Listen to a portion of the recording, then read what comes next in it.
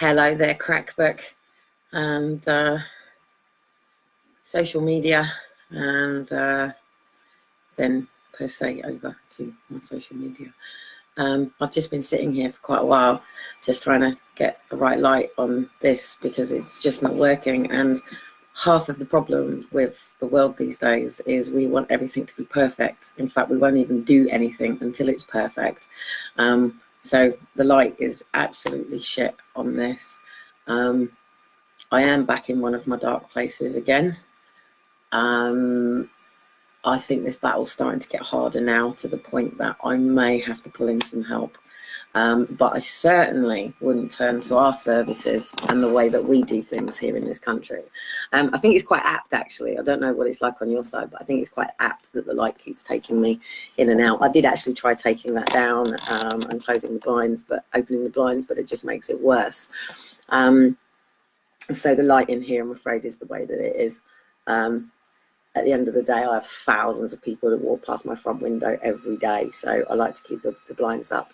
Hello there to the guys that are coming in. So yeah, for the first time ever, I'm actually going to talk about my secret battle that goes on and has done for a very, very long time, and fucking annoys me because I actually came in for help with this before Aaron and Faith were taken. And yeah, who would have thought, hey, that, you know, coming in and asking to get things in order and stuff would lead to what it's led to. So, but it is National Mental Health Week this week. And I think I'm going to see if I'm going to sit in the kitchen. One, my kids are asleep. And two, I need a little bit of a light. Where's my coffee? God, I'm standing all over the toys and everything. I've got toys everywhere right now. So let me see if my extension lead, I'm going to come and sit on my floor. Oh God, seriously, my kids have been using my things as boats today. So we've got, these things that come out of the fridge. They've been using them as boats today. So anyway, oh fuck's sake. There we go. That's a bit better, isn't it? So I think there'll be a lot of people who understand what I'm going to talk about, who probably know what it's like to spend quite a lot of time sat on the floor, and people who have a secret battle with depression. It can be, to some people, as if they're having an affair. I just started writing a letter to Dean, and it sort of opened something up that I had to be brutally honest with myself about. And I haven't actually finished it, but Dean never used to quite understand why sometimes I just needed him out of the way, and it was because I was just completely fucking exhausted, and I just found it too difficult to be happy clappy smiley Kelly, and some days I just want to go boomf. So why, if we want to look, you know how I feel about all these labels. I disagree with it all, which is why people like me and you aren't getting the correct help. Because if I was to go over to the doctors now and say that going out is just too much hassle for me right now, a lot of it is my physical body kicks a lot of this off. But at this particular moment, my life is so much in a limbo and so much in a what I call a parallel universe. I'm waking up in this life that is not mine. This is not my life. This is not it. This is not how I live. This is not my standard. This is not my lifestyle. This is not what I do or how I spend my time. And that can be really, really, really difficult. But bear with me, this might be the longest video you've ever seen, but I am going to put it out there, and it's also going to help me with finishing my book as well, because sometimes it's really difficult to talk about some things that might sound a little bit mad or a bit crazy or whatever. And if I sort of talk to you about how this all started for me and where it came from, you know, you're going back to like literally as young as 7 and 8. And I think I always knew that the way that we were living in society wasn't quite the way that it should be. And I always felt that resistance. I always felt like I was being pushed down a river in the wrong direction, and I'm trying to go in the other direction, and everybody's going, you can't go that way. It's like the good old saying in the film Labyrinth, isn't it? You don't want to go that way, take you straight to that castle. And sometimes you want to go to the castle. So yeah, so what exactly is depression?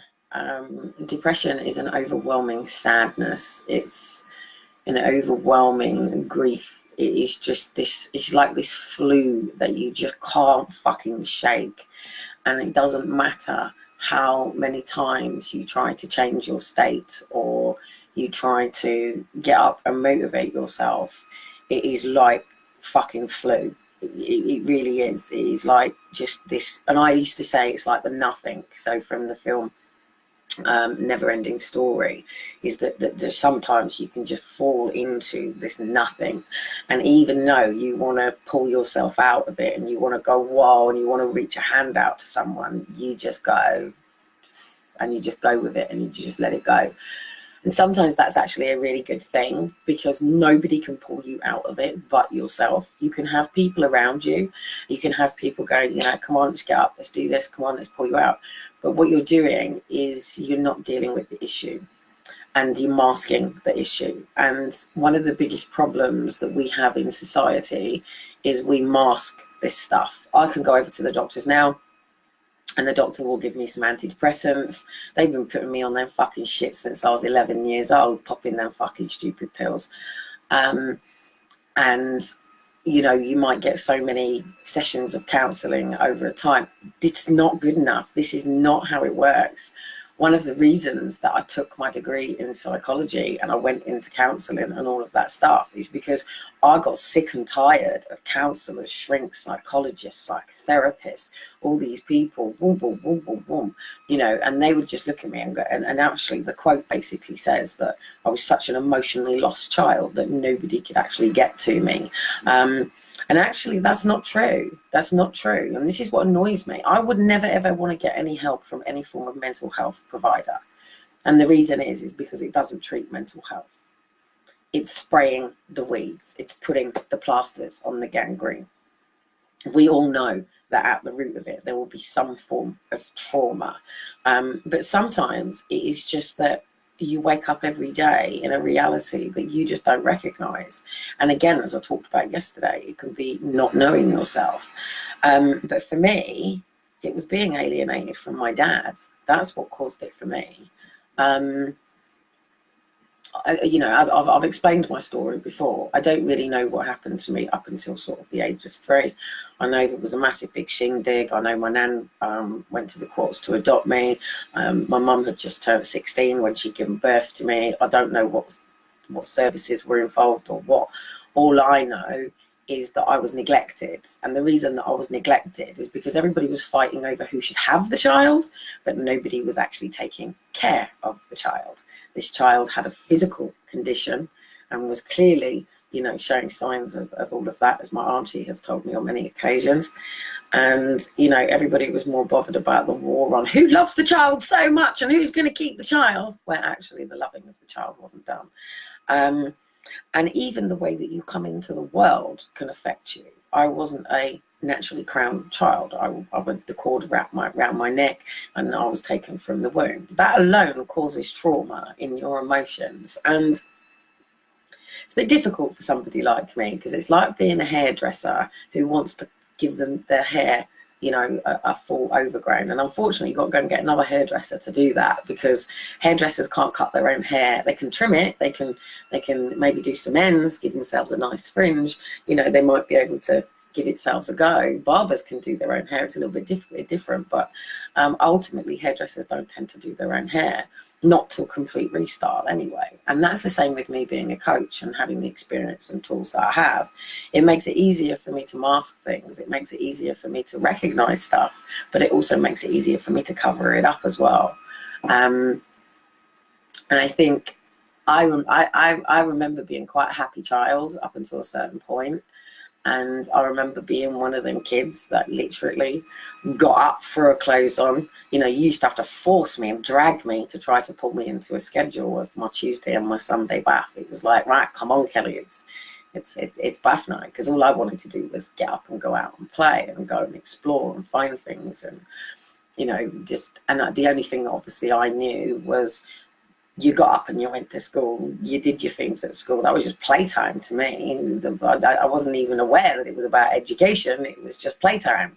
And I was looking forward to just getting everybody ready for games and playing rounders, and that was it. That, you know, we were going to go out and play rounders. So, and then everything changed for me the day that my dad told me.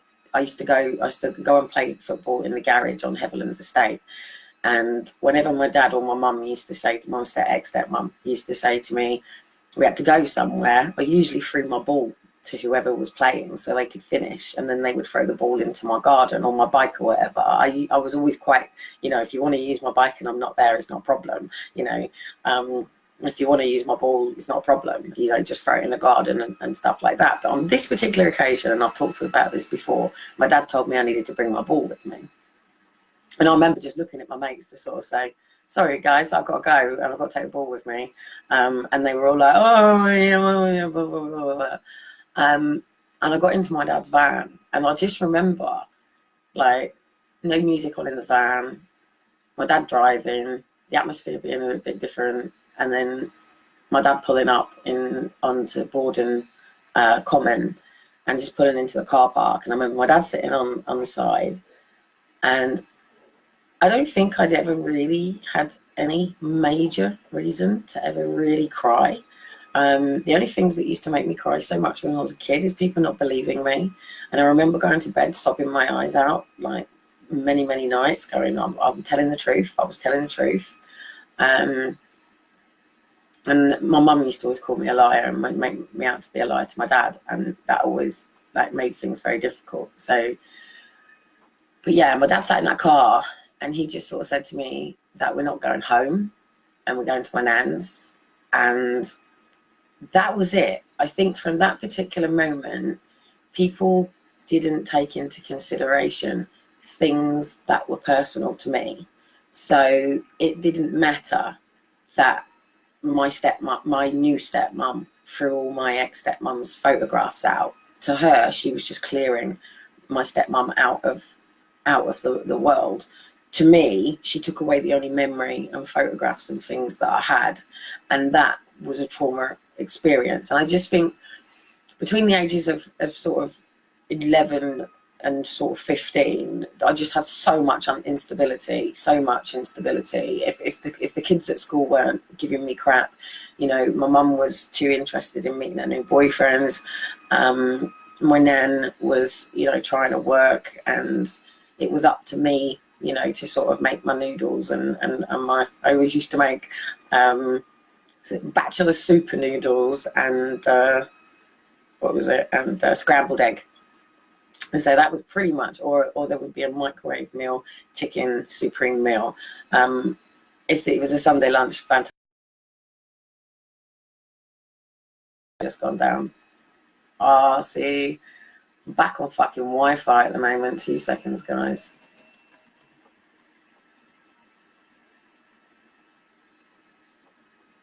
Does it come back on? Yeah. Can someone just let me know whether or not?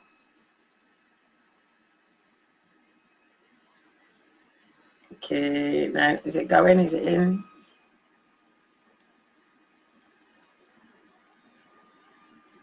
Hang on 2 seconds, guys.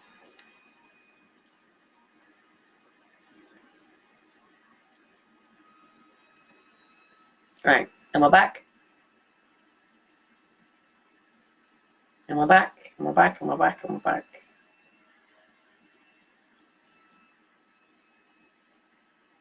Am I back? Am I back? Someone tell me, am I back? Can you hear me? Right, I've got some lights going on.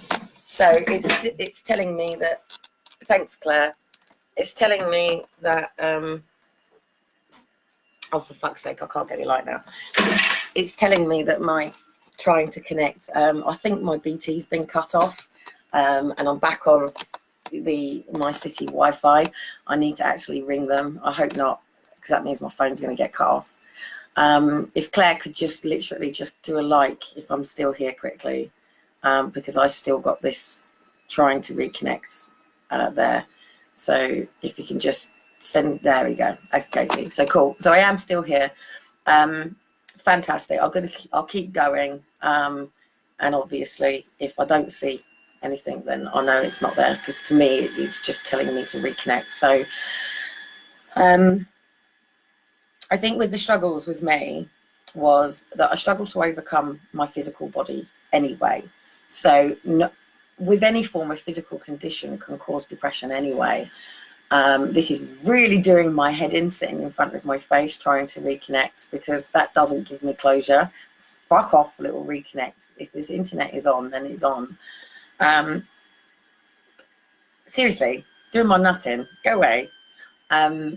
So yeah, so the difficulty for me was every time I tried talking to somebody when I was a kid, I was always told to shut up. I was always told to go away. I was always told that I didn't feel that way, that it didn't matter, that it was drama, that, you know, that I was just attention seeking. That's what I got all the time, that I was attention seeking. Be it at school, I was attention seeking, be it as a thing. And trying to get their mum or dad's attention to sort of say, me, come on, there's a bit of a problem. You know, I wasn't the child that cried and was sorted on demand, you know. So I think the biggest challenge with that is I became the sort of person that would sink into depression and I'd get ready when I had to. And unless I had to be somewhere or had to do anything, or my mum was coming home, and then I would be the one that would quickly jump out of bed, go sit down on the sofa and put a film on, and everything was all right. But the reality is I'd been in bed asleep, or, you know, I'd been under the duvet, if you sort of get me. And it can be fucking exhausting. It can be totally exhausting, especially when, you know, your mates are wanting to go out bowling and you do go, but you're not quite there. If you get me, you're with all of your mates, but the light's just not quite on. You know, you're just not quite present. You're in your own mind. You're sort of like going through the motions. It's like a play. It's like this actor thing. You're like picking up the ball and yay, and you're moving and you're going wee. But then there is this other side in you that is going, yeah, come on, I just want to go home. I just want to go to bed. I just want to go lay down. But I feel like that with my physical body anyway. So the challenge is, had people would listen to me about my physical body, I don't think I would have necessarily have gone through all of this. It was the not listening to my body that resulted in me being sexually abused. It was not listening to me about being sexually abused that led to me getting raped. It was not listening to me. It's always been about not listening to me. It's always been about people not listening or acknowledging what I'm trying to say to them. You know, even if it was at school and I would say, look, my hands are hurting or my back's hurting, that would be denied. People would refuse to accept that. You know, if you see any mental health awareness video that's trying to help you understand the trauma that teenagers are going through, it always starts with a video of their mum and dad arguing and the kid having to go into their bedroom and put their heads over and go, you know, what the fuck is going on? And parents seem to forget that this causes trauma to the kids. They look at their parents that are fighting and it's like, whoa. And I'm not talking about physical fight. I just mean just what the fuck are you doing, and arguing and stuff like that. And kids don't understand why dad's not there or mum's not there or dad's just walked out. And they take that in on themselves. You know, it's like, why is dad just walked out on me? Well, actually, he's arguing with my mum. It's got nothing to do with me. You know, so I think when my dad sat there and just sort of said, look, this life was over, I was already dealing with having to, you know, pack my bags to go to my mum's every other weekend. I had already accepted the fact that I had this stepmom, and, you know, and I loved my stepmom, but she wasn't my mum, and I don't care what anybody says. I wasn't the one that chose to call her Mummy Roisin. Everybody else put that on me because I had Mummy Roisin and Mummy Sharon, which is Sean, my mum, who changed her name. It's still telling me here, by the way, that it's trying to reconnect me, so I don't know whether to fart ass around. Cool, thanks, Claire. And Yeah, so I already had this parallel universe that everybody else in my class didn't have. You know, everybody else just had mum and dad at home, or maybe they didn't have a dad. But the predominantly is they went to one home. I think I was the only person for a very, very, very long time, unless someone comes into me at school and goes, well, actually, didn't realise I was going through it. But I was the only one that sort of went off to her mum's every other weekend. And certainly if everybody did it, they would have gone to their dad's every other weekend. They wouldn't have gone to their mum's. You know, I don't think I know many. Now it's quite normal for children to live with their dads, if not a little bit more normal. But back in them days, it was completely unheard of for, you know, girls to be raised by their dads. But then that's bollocks too, because women were dying from childbirth a long time ago. But at the end of the day, you know, even if you have stable parents, you can still struggle with depression. You can still struggle. You could have the most supportive parents in the world, and, you know, you can still become drug dependent. You can still become an alcoholic. I think that's why I struggle with things so much more, because I don't mask in the same way as other people.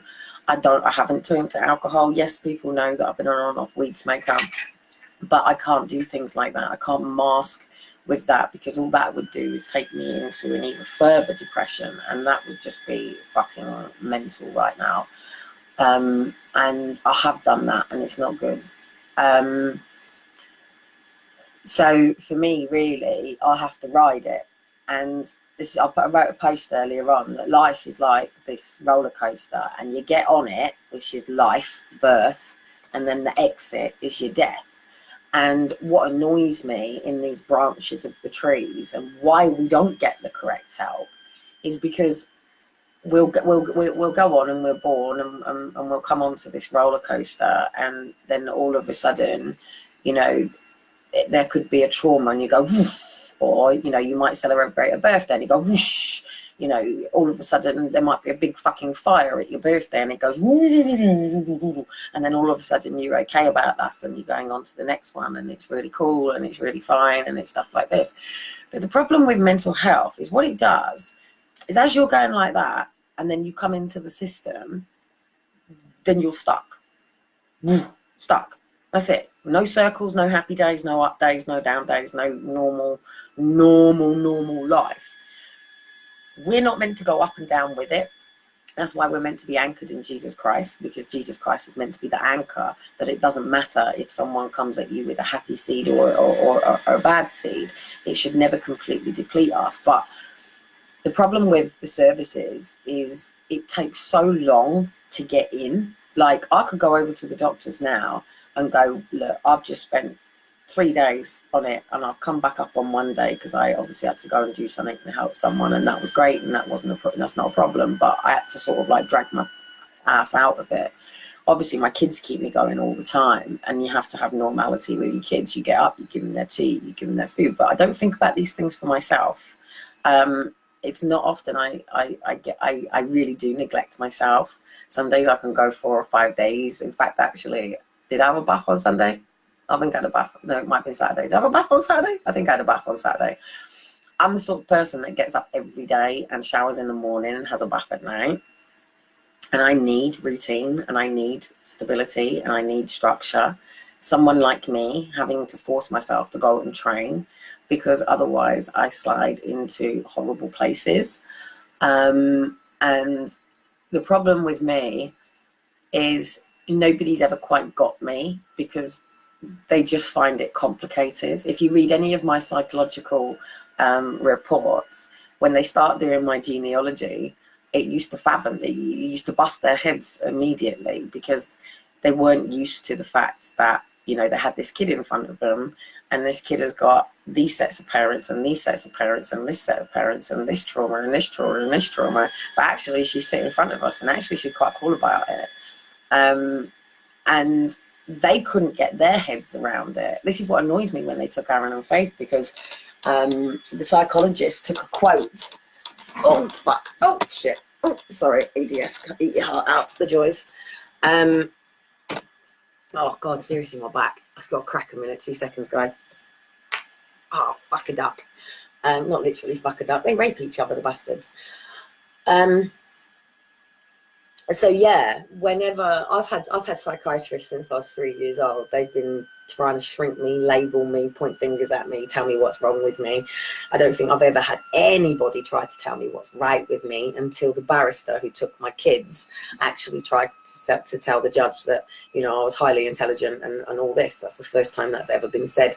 I've always been told I'm stupid, I'll never amount to anything, blah, blah, blah, blah, blah, blah, blah. So when I was, I can't think how old I was. It was prior to, I think I might have just been at Mill Chase.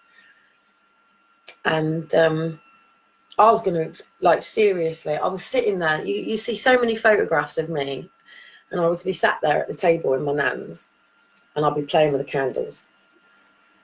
And what I used to do is I used to burn the candle, and I used to drip the wax. And then I used to sit there and I used to pour it over my hands, and I used to make things, and I used to put it together. And that's how I used to wait for my dad. I used to just sit there and wait for my dad playing with candles. And then I used to just look into the candle and use the candle, because what was really difficult, don't forget I'm diagnosed with autism, which means I can not regulate very well sometimes. And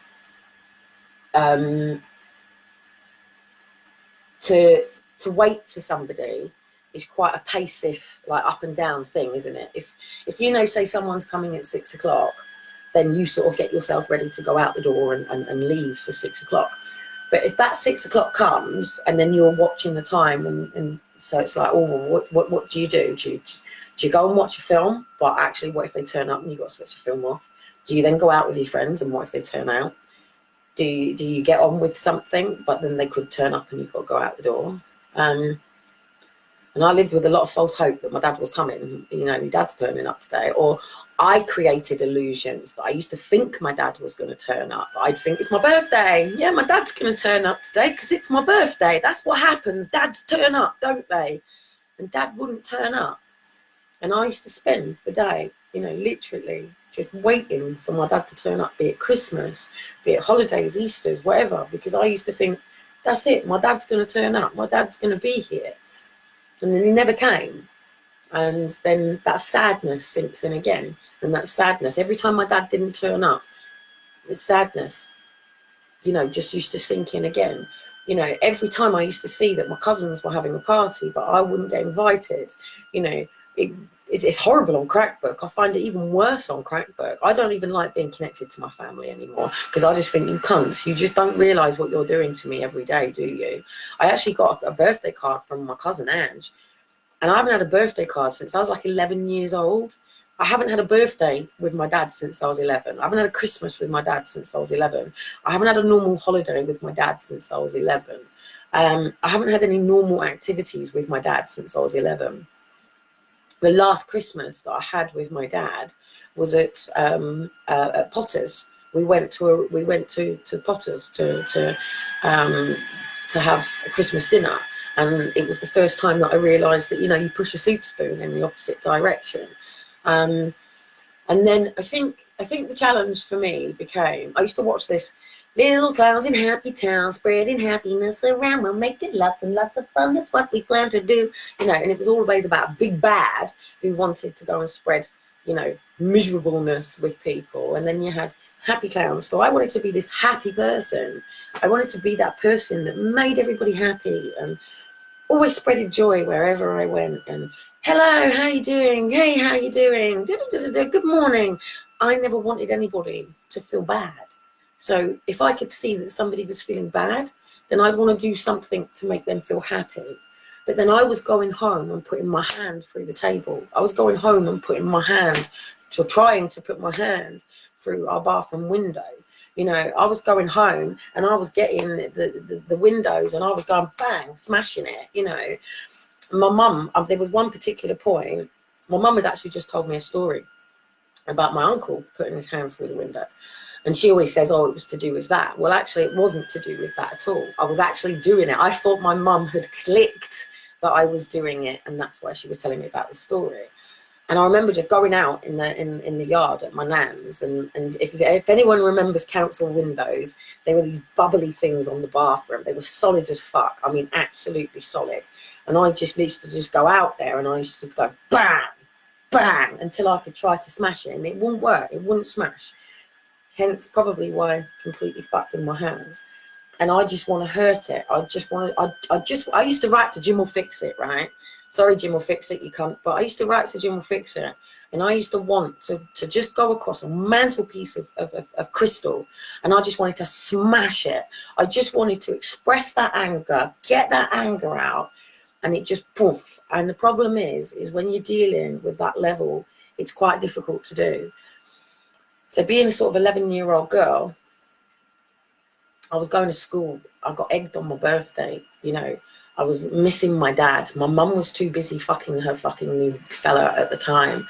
And I think on the 11th of September, which is why I always use the 11th of September, guys, by the way. So if you see these significant dates, there's a reason. And on this particular 11th of September, what me and my mum, because I moved in with my mum on the 11th of September when I was 11. And then what we used to do is we used to have a slob night, and it was our way of celebrating. So we'd get some cake mix, I'd make cakes. My mum always got Asti Spumante, chocolate shit crap. And we used to just chill and celebrate that it was our day. And on this particular day, I got the cake mix and I got everything ready. And I said to my mum, are we, and this day changed me. This day changed my life forever. And I just remember my mum just saying, well, no, I'm not doing it today. I've got a date. I'm going out. And I was like, well, yeah, but it's our day. You can go out any night you like. You went out last night. You can go out tomorrow night. This is our night. This is our day. And she just called me a stupid cow. She just said, and she did it with a backhand, and she put me over the back of my nan's rocking chair. Not a wooden rocking chair. It was a big puffy sofa. And my mum's never really been, my mum's always been a rare person or a grabby person, but my mum's never beat me or anything like that. She's not like that. But on this particular occasion, you know, she just told me everything, how she really felt about me. I was an inconvenience to her life, that I got in her way.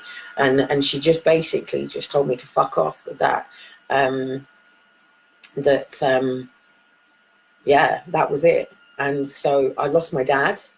I'd lost my mum. In fact, I'd become so conforming after that, that when my mum said, you know, we're going to go and meet this fellow, it was just like, yep, it's fine. We're going to move in. Fantastic. Yeah, we've got horses. We've got massive big fields, whatever. Yeah, because I'm the unwanted child. I knew this. I knew this. I knew that I was just in the way. I used to just go and sit in my room, or I'd go out with my mates, and I'd just come in. My mum would say, do you want coffee? Or I'd say yes or no. The only time my mum really ever interacted with me was if she was perming my hair or colouring my hair or something like that. But she never ever did it for me, because I don't ever remember asking for it. She just sort of like said, did you want it done? But on this particular day was the day that I remember splitting into two. And that was it. That was it for me, really. And I just stood over this table in my nan's house, and I just literally just went bang, smack, bang, smack, bang, smack. That was it. And my mum just thought I'd lost the plot. And she took me to the doctors. I even had the notes for the doctors. And she just said, I don't know what's going on with her. Like, you know, nobody knows what's going on with her. And again, it was just tension-seeking behaviour. You know, every time I had a tummy ache, it was attention-seeking behaviour. Every time I was sick, I was attention-seeking behaviour. Every time I tried talking to my mum and dad, it was attention-seeking behaviour. And then, you know, and also don't forget, just at 11 as well. So not, yeah, like literally on, I turned 11 on, was it May the 17th? I can't think what year it would have been. 89, I think, or something like that. I turned 11. So, you know, my dad left my mum, my ex-stepmom. I was going back to my ex-stepmom's. It had just come out about my stepdad, my step-uncle, who had been abusing me, and he was manipulating and touching and groping and you know, even younger than that, trying to get his penis inside me. And I'd have a knife underneath my sofa, and I'd just go, and get the fuck away from me. Fuck off. He's standing in my house. get the fuck away from me, go, go, go. And I used to be telling my parents that this was going on and getting ignored. You know, yeah, I remember the first time I ever went to therapy and they asked me how I felt about what Neil did to me, and I just said I want to kill him. You know, that's how I felt. I just wanted to kill him. I wanted to stick that fucking knife in him and make him go away. And that was the problem. There was too many people around me, and I'm telling people to get these, my protective factors to get these people away from me, and they're not listening. And I think that was sort of the main thing for me, really. And then, obviously, then it got carried away with school. I then felt that it was all a bit of an inconvenience and tried closing it all down again. And that's the problem. You'll come out and you'll try talking to somebody about something, but then there'll be all this hoo-ha and you're like, whoa, hang on a minute, that's not what I wanted. I just wanted to talk to somebody. In fact, the first person I ever spoke to about what was going on was my friend Becca at Bowhunt School. And I told her, that's what he does. And she was like, Kelly, that's not right. That's not normal. You've got to tell somebody. You've got to get this stuff stopping. And obviously I tried and it didn't happen. And then it led to me being gang raped. So that's quite a lot for an 11-year-old to take on. You know, that's not an 11-year-old being trafficked and being fucked on a daily basis. So my life wasn't as traumatic as that. There's always somebody who has a worse story. And I think that was the problem as well. My mum took that attitude that there's always somebody who has a worse story. And it means that you can't deal with your own. And it's the most annoying thing that any person can ever do. And psychologists try doing it as well. They try to get you to think about somebody who's in a worse situation than you. And the thing is, what that does is that stops you dealing with your reality. I'm aware, oh, my video is going to go, no. I'm aware right now, like even Dean has said to me, like, you got more than most, Kelly, because Dean's coming from a point of view of people out on the streets who have got nothing. And it's like, I'm aware that people have less than me. And there's people that have more than me too. You know, there's somebody right now who's dying. There's somebody right now who's coming into this world. There's about 14 parents that are having their kids taken off them this week. In fact, there's about 6 parents walking into court this week. I'm not walking into court. I've got 2 beautiful boys there. But I've also got 2 children that have been taken. And I think this is where, for me, the problems really started, because then it was like, fuck you, you bastards. I'm just going to deal with this myself. And this is where the challenges then started, because then it became a secret life. And unless I was at work, and I always worked from as a kid, I worked at Freeman Hardy and Willis in the shoe shop. I worked in restaurants. I was a waitress. I always worked, always had my own money to do what I wanted to do. And I think the challenge with that, and it's the slip that I'm falling into now, again, I can see the pattern starting again. And what happens is, when you've got nobody around you, unless you've got anything to do, oh God, seriously, for me, it was T4 used to do it for me. I used to be able to run, what was it, Gilmore Girls, and then it used to go into all of these Channel 4 things, and I used to be able to take myself right up to my kids' school time. So obviously I had Liam and Daniel as I was coming into an older stage, so the kids used to go to school, and if I didn't push myself and stick to my routine, which would be get up, go to the gym, if I didn't stick to that, then I would just literally lay on the sofa and I would put T4 on, and I would drift in and out of sleep. And then literally, I think it was at about 2:30, 2 o'clock, I used to kick my ass to then get ready to be, hey guys, how was your day? Blah, blah, blah, blah, blah, blah, blah. And I used to wait for my kids to go to bed and go again. And it becomes this secret hidden world, and you have to protect it, because if you don't protect the depression, mate, you know, you have to deal with it. Do you know what I mean? So it becomes this secret, sordid relationship with depression. And also it can become, and then obviously it can become scary as well, because you can fall into the battlefield of your mind that what's the point of being here? What's the point of having this life? Or you start to, or as I used to do, I used to convince myself that I better rest now because my life's going to get really busy, and it's better to rest now because things are just going to go really fast and really quickly. So it was cool to rest and things like that. But the problem with that is, and the reason that I even had it is, like I said, I wake up in a parallel universe, and that makes things really difficult for me, because I lived 13 years to make sure that Graham could see Liam and Daniel. I lived in a place that I didn't want to be. Our relationship devolved. Our marriage came down. Again, I was dealing with depression that he didn't know about. I was dealing with, in fact, even in court, you know, the judge even actually said that, you know, Mr. Cossum was not aware of the significance of Kelly's problems, because you had all of these records and notes with the doctors, but Graham's then going, but I didn't know about that. And I think the first time I ever tried to slash my wrists, I think I was 13, 14. I started taking overdoses at 13, 14. I was living with my mum again at this particular point. And my mum, I used to watch my mum take antidepressants all the time. I used to watch her literally like this. So I used to watch her get up in the morning. And she used to stand here at the fridge like this. And I used to see her go,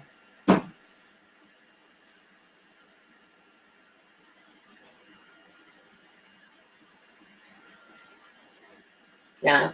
And I just used to see her go through this ritual. Not all the time, but sometimes I used to catch her. Pop her pills. And put them back on the fridge. And it turned out actually that what my mum was actually battling with was natural hormones with normal periods. And people don't realise that's exactly the same cycle that I'm talking about as well. Is when a woman has menstruation, which is coming, which is probably why I'm having a bit of a down day as well today, is, again, we go like this. And a lot of women, it misses post-traumatic, not post-traumatic, the baby blues, you know what I'm talking about. And this is the problem. People accept you going down to a certain level, but it's the staying there that's the challenge. And obviously when it's menstruation, you then come out of it and you go, oh, okay, cool. And you forget that pattern. And then what happens is it gets a bit worse because you're putting other stuff on it. But actually the core of it is your hormones. The only time medication really works is if you cannot regulate your own hormones, which actually is bullshit, because our bodies are so self-healing, dis-ease, you know, and internally we heal our bodies. I could literally get a knife and do that and cut my wrist, and ultimately it is going to knit itself back together. It may have a scar, but ultimately it's going to heal itself. Might need to stitch it, might need to do some stuff to hold it together, but it will fix itself. You know, but I was just watching Shiloh because it looks like he's stirring and waking up. Yeah, so I think, so with that, I literally started taking overdoses and then getting really annoyed that I used to wake up in the morning. And it used to annoy me because I didn't want to be there. I really didn't want to be there. And then my dad turned up.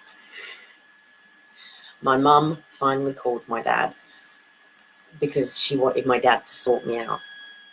So my dad came in and had this attitude, and I just remember my mum and my dad being there, and my mum standing in the kitchen and my dad there, and I sat down at the table, and my dad basically said, so what's going on then? And I said, excuse me, but I'm for life, yeah? You can't come into my life now and come and tell me what maybe is going on or not. Yeah, if you're in my life, mate, you're in my life for good. Yeah, not having this. Yeah, and that was it. And I walked out. And because he came in with the whole, you know, your mum's rang me and all this, and it's like, well, yeah, you're the one that's been causing this, mate, because you're too lazy ass to actually turn up, and you put all these women in front of it. Yeah, you think you can go and have another family and forget that actually I'm your firstborn, mate. And then there's my brother that won't have anything to do with my dad, yeah, because he's too interested in his other family. And so there's me and my brother, he's a half brother. That's on my mum's side, my stepmom. So my stepmom has Ryan, which is my dad, and then me. And then my dad's wife now, Debbie, has Luke and Joanna. Joanna's the police officer, and then Luke's the dancer. And then my brother Ryan, I think, works for the water board. And then on my mum's side of the family, I have my two sisters. One is living in Singapore, who her husband is the accountant for one of the 1%, and she works for one of the big interior design companies. And then my sister is in politics. She's Oxford. So, but I'm not part of this life. I'm just the unwanted child, you know what I mean? I'm very clearly the unwanted child. Strong arms, mate, climbed out the abortion bucket. So for me, it was in the teen years when, and then the problem is social services and everybody got involved, and they all wanted to put me into Epsom, and my mum kept saying no. She didn't want me going to an adult mental health unit. She didn't want me being labelled. She just felt that I needed discipline, and that was the problem. But it wasn't. You know, at the end of the day, I had a physical condition that was tiring me out on a daily basis, that was frustrating because I wanted to do things. And, you know, my body was really hurting and nobody was listening to me. I was missing my dad. I was dealing with the fact that boys wanted to finger fuck me and fuck me over, do you know what I mean? You know, it was getting ridiculous in schools and youth clubs because boys just thought it was okay to go to bases with you, and I would become a fighter because it would be like, get your fucking hands off me, don't grab my tits, don't touch my fucking ass. You know, I started really coming in on it. I remember somebody going to grab my boobs once, and I grabbed hold of their finger and went bang, but then I'm the one that got pulled into school. In fact, another guy did it to me, and I bit straight through his arm. I held on to it. I was a biter, mate. I was a biter. You came, and then I'd lock. This locks, yeah?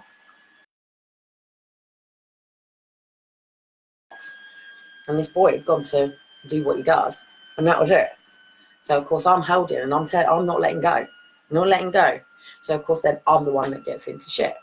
And I think that was always the biggest problem with me at school, because I would take it, bang, yeah? And that was the way it worked with me. And you wouldn't see it coming because people wouldn't see the take it. I'd be getting it from my mum on one side, my dad on another side, my nan on another side, my other nan's trying to interfere, aunties, uncles, this story, that story, teachers at school, social, all this stuff. And it's like, fuck off and leave me alone. Just go away. Just let me just have some space to think and make my own decisions. And that's when it starts becoming a problem. And this is why I don't like this whole mental health unit, because it either comes from somebody who's been there and understands, and they sympathize and empathize and is fucking patronizing, or it comes from the point of view of somebody who has no other understanding at all, who's read through some books and sits there and goes, and then, do you know what they're doing all that time? Is they're watching the 10 to 15 intervals on the clock behind you. Do you know why they position their chairs in particular ways? Because they have an exit period, and this is going on in their head as they're sitting talking to you. If you've seen me on lives, yeah, you know you're safe with me right now. But if all of a sudden I was going, yeah, if you were doing this in front of me, you'd probably sit there and go, whoa, this girl's going to hit me in a minute. No, I might smash the fucking table, mate, but I'll never hit a person because my conscience couldn't cope with that. Well, I shouldn't say never hit a person because I have hit a person. I told you when I was 11, I levered that girl to nearly put her in a coma. And I don't think that's big or clever at all. And it's like I'm dealing with people who've got anger. And it's like, you have to get that anger out. It's a feeling, it's emotion, it's an energy, it's a bubble. It lives in your veins, it lives in your body. And it can cause so much poison and what annoys me about this country is we can't express ourselves. You know, if all of a sudden I was sitting in a classroom and it was going bang, bang, bang, tap, tap, tap, wiping the chair, this one doing this one writing on this one, teacher, someone grating down on the floor. If all of a sudden I just went up and go, rah, and walked out the classroom and slammed the door, everybody would look at me and go, what the fuck just happened there? She's crazy. But nobody sees the lead up. Nobody sees the build up. Nobody sees the fact that all of a sudden what happens is we bottle it. And if we bottle it and we don't let it out, then eventually it turns in on us. And what happens is it manifests in Boyne syndrome, fibromyalgia, arthritis, all these things that cause poison and trauma to your body. And if not, and you turn it out, then the problem is people then turn to the law and criminal, because, well, if you went and go and punch something or smash something up, you're then causing criminal damage. Do you know what I mean? You're mad, you're crazy, you are. And the problem is nobody really understands these bottles of explosion of anger. It's like, you know, you could be in a relationship with somebody and then your mate rings you and says, I've just seen your fella girl and he's walking down the road with some other woman. And then you ring your fella and your fella then says to you, hey love, I'm at the shop, what do you need, anything? And you're going, this is a bit funny. So then all of a sudden your fella walks in and he's going all this with hugs with you and you're going, excuse me.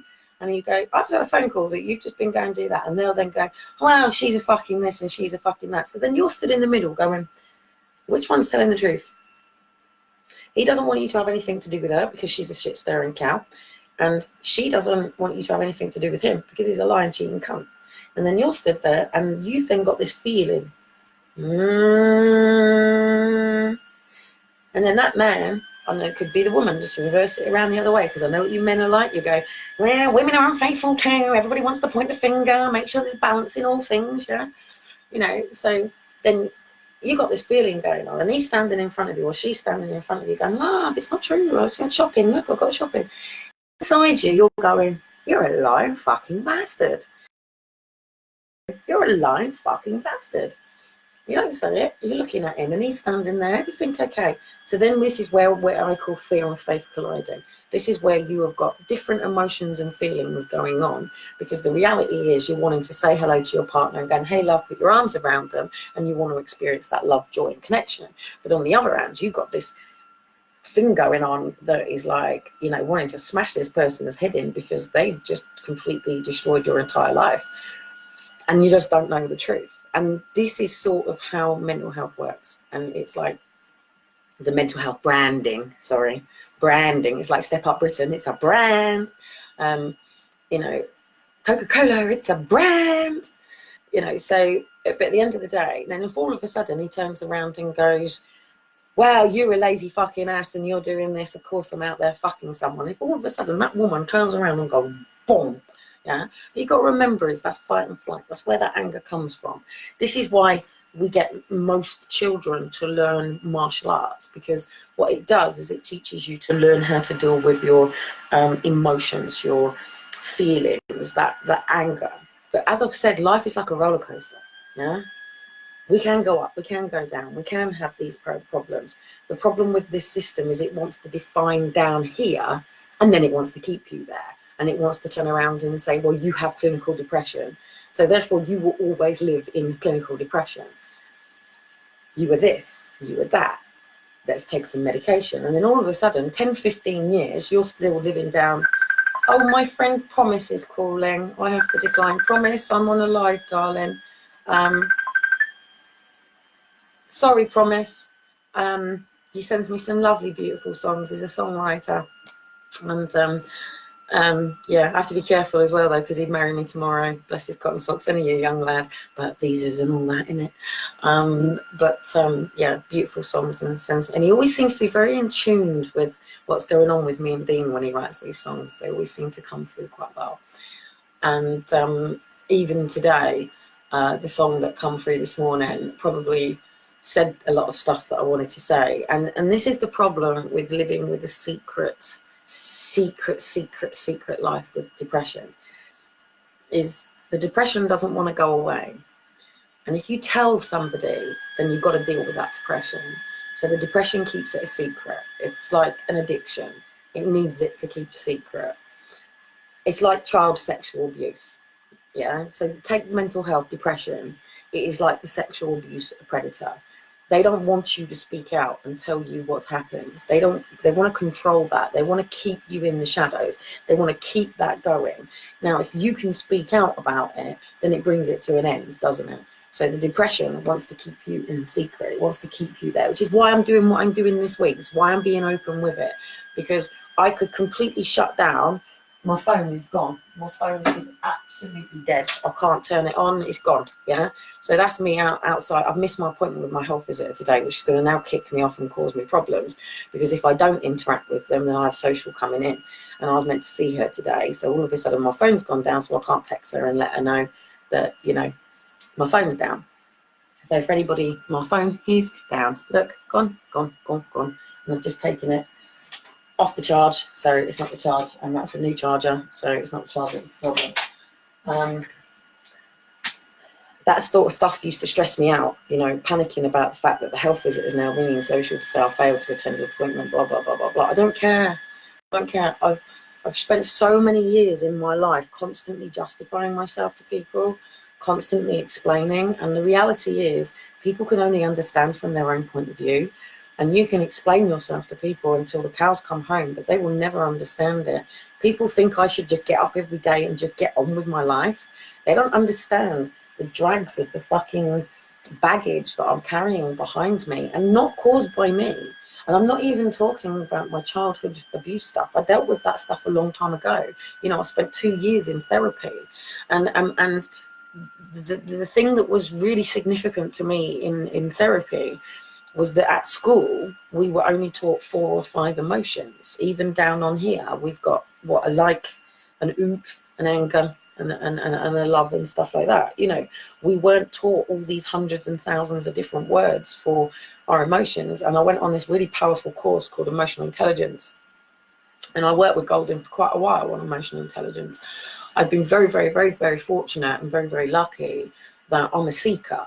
And if I want to find something, then I will seek out somebody who's doing that. And you know, and to learn, emotional intelligence should be taught in school. Emotional intelligence should be taught by the parents from the moment you come out. You know, my son will tell me his tummy's a little bit worried, and he's trying to define at the moment if that is he's hungry or if it's because he's missing his dad. He has every right to miss his dad. You know, and Dean annoys me. He goes on about with women alienating him, but he could be with these boys any day he likes. Go build your life. Go sit by a beach. Go build somebody else's fucking life for them. Whatever. There's 2 boys there that are missing. So that's causing them trauma. And that is going to cause them depression and sadness. All depends on how I, as a mother, deal with it. So yeah, I don't even know how long I've been talking, because it's still telling me that I need to try to reconnect, and I am seeing loves and likes, so I must still be here. And I'm assuming this try to reconnect is going to be on my side, so it's not going to come up on the video. So yeah, so I mean, I've had quite a long, lengthy battle with, per se, mental health, but what they're dealing with mental health is they're just dealing with this side of the roller coaster. But then it's this side of the roller coaster. And then the problem is if you can go down and then up again, then they want to call you bipolar. So you can't really fucking win. You're then having manics to depressives. So then you're classed as bipolar. And this is fucking ridiculous, because you could say that about me. You know, I could start to jump up and down. Do you want me to show you how to change your state? This is how easy it is to change your state. Okay. Right now, I'm going to think of a child crying. I'm going to think of a child crying in pain. I'm going to imagine that this child is being raped. Oh God. You know, I'm going to imagine that this child is being beaten and hurt. It's really horrible to do, isn't it? I'm going to think about my nan who died. I'm going to think about the abuse that I went through as a kid. I'm going to think about all this fucking shit that I've gone through. I'm going to think about all of the grief and missing Dean, and I'm going to hold it there. Wow, that makes me feel shit right now. But hey guys, we can go yay, and we can think about all the lovely things, and isn't it a lovely day? And I've got 2 beautiful boys.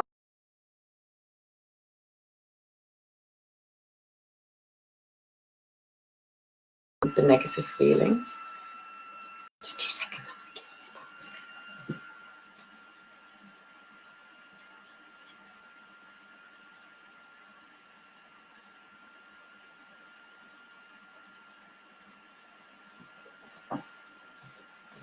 Yeah, if you dwell on the negatives, if you dwell on them hard places, then you're gonna feel like shit. But the problem is if you mask it and try to pretend you're happy and put a mask on, eventually at some point you're going to collapse. And that's pretty much what the psychologist was saying about me. And I think it's really, really sad because we're watching a mum at the moment who has gone to court this morning, and they're basically saying, yeah, the mum loves her child. Yeah, the mum is doing amazing. Yes, the mum is clean. Yes, the mum is doing this. But what they're saying is without the intensive therapy, that she's going to fall back into this place. We don't have the correct therapy. They're talking about in her paperwork her having counselling. My psychologist had a go at me for having counselling, saying that I didn't have deep psychotherapy. You know, so what is it meant to be? Look, we just want to talk to our families. We just want our own families to understand us. We only just want our own community to understand us. I've got people here that keep coming back, and you've seen me ride the waves. You've seen me go boom. You've seen me go boom. You've seen me go that. But you're still here. Now, we live in a society where as long as we're good, as long as we're PC, as long as we do what people say, as long as we obey, and as long as we don't express ourselves, then we can be in people's lives. But if we want to tell somebody that is not good enough, you can't speak to me like that. But there's a boundary. Like Dean, yeah? I don't care whether Dean likes the female art or whatever. I don't want to sit there and see Dean posting on pictures. Because if I took a photograph of me with my long body out, I'd be a whore, mate. So if you don't want your wife to act like that, then don't follow women that do that. You know, so I can't tolerate that bullshit. Go fuck off with that shit. I don't need it in my life. I don't want to watch it. I'm a frumpy mum. So, you know, live your fucking celebrity life with your fucking music and your dolly birds. If that's what you want to do, go do it. You know, if that wants to change, that changes. I'm all about giving people chances, but you have to set them boundaries with people. And that's why people struggle, because they don't know how to set their boundaries. And you can have a roller coaster, but you can say, whoa, hang on a minute. I'm falling into something here, but it's okay. It's okay. It's okay to rest. It's the fact that we put these titles on it. It's the fact that we define people by it that is causing the problem. It's the fact that we have these mental health awareness days. Why should it be about stuff like that? What it should be about is, let's have a day where we come together with our family and actually just say how we feel. Yeah, that would be the most powerful thing to do, wouldn't it? To actually say, look, it's National Awareness, Mental Health Awareness today. So what we're going to do is we're going to encourage everybody to have a meal with their family. On this particular day, we're going to say, look, you haven't talked for a long time. You don't speak about things.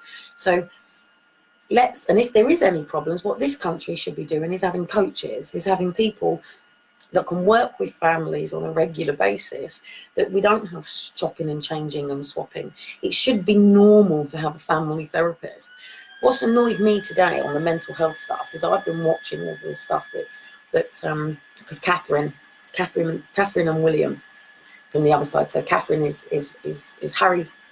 William's wife. So Harry, so the brother-in-law. So they basically do all the stuff for mental health.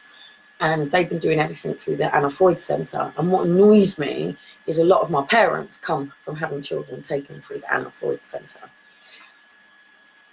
Removing children is causing the trauma. So basically, our country is doing things to us that is causing trauma, that is then causing for the depression on society. And there is a big depression coming soon. There is no consistency in this country right now. There is no certainty in this country right now. The people that are out there with XR are loving it, mate. They're not even standing for the planet. They're just enjoying themselves right now. They're just enjoying the fact that they can connect with people right now, that they understand that there is a them and us right now. And then there shouldn't be a them and us right now. You know, they're dancing, they're celebrating, they're having fun, and that's pretty much what we need. And we don't live in a country that does that. The best thing that Boris Johnson could do right now is to really, really lead this country into a big fucking celebration. We should really be preparing, not for Christmas, the pagan thing, but a big winter holiday celebration, and, you know, making sure that, you know, people are prepared for it. and I'm going for a big celebration. And I'm not even talking about alcohol and drugs. XR don't have alcohol and drugs down there. It's a zero tolerance to alcohol and drugs down there. I can assure you that. And I know, because I've been a weed smoker, remember?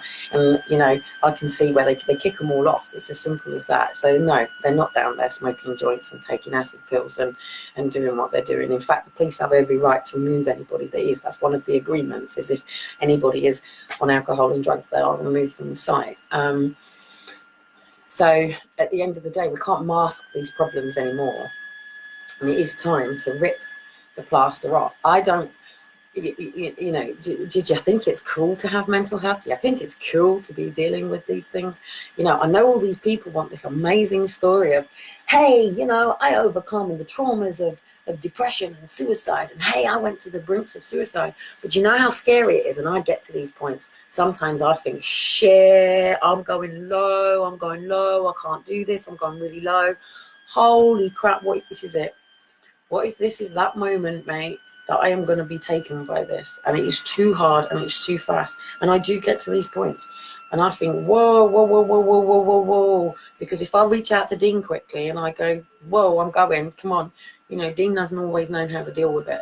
Apart from this week where he went, okay, cool, right, not a problem, right, what we're doing, how are we going to deal with this? And he went with it, which is what helped me, yeah? Had Dean had gone, you don't feel this way, blah, blah, blah. Do you know what it would have probably have done? It would have probably have pushed me over the edge to prove to all of you how I actually feel. So if my death has to be a significant lesson to you, then that's how I think sometimes. I've gone there, mate. I've imagined hanging myself out of Parliament with you fucking killed me, you cunts.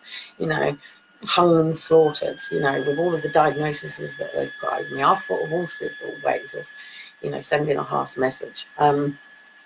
Because the reality is this country is this world is fucked, and I'm not surprised people don't want to be here. And, you know, I'm happier out there kicking the arse out of this country.